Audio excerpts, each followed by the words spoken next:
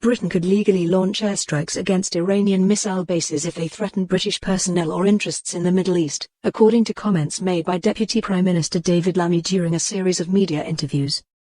Lammy explained that the United Kingdom currently has Royal Air Force aircraft operating in the region primarily for defensive purposes. British fighter jets, including Typhoon and F-35 aircraft, have been intercepting and destroying missiles and drones fired by Iran toward allied countries.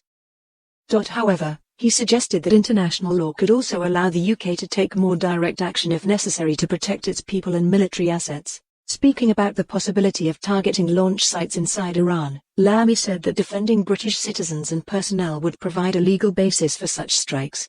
In those circumstances, he said, the government could use its full operational capabilities to stop attacks before they happen.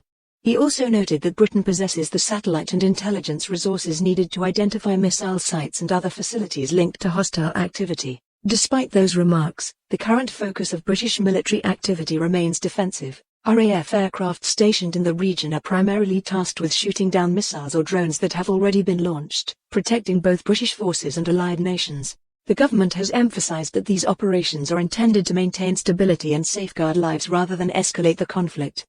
The comments come at a time of rising tension in the Middle East following military action by the United States and Israel against Iranian targets. Britain has not joined those offensive operations. Prime Minister Keir Starmer has made it clear that the UK's role is limited to defensive support and the protection of allies. However, the situation has prompted the UK to strengthen its military presence in the region.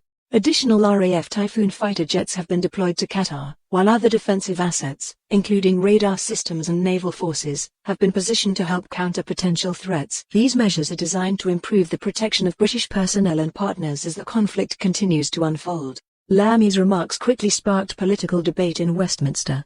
Some critics suggested his comments hinted at a possible expansion of Britain's military role in the conflict.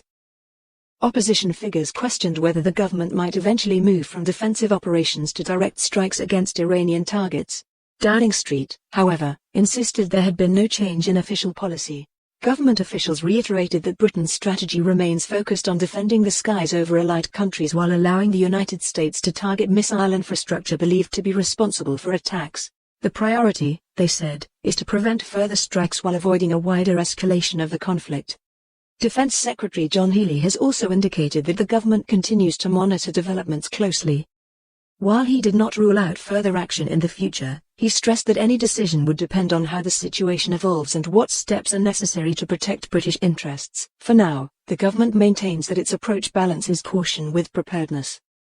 British forces are positioned to respond to threats, but ministers continue to emphasize diplomacy and regional stability as the preferred path forward.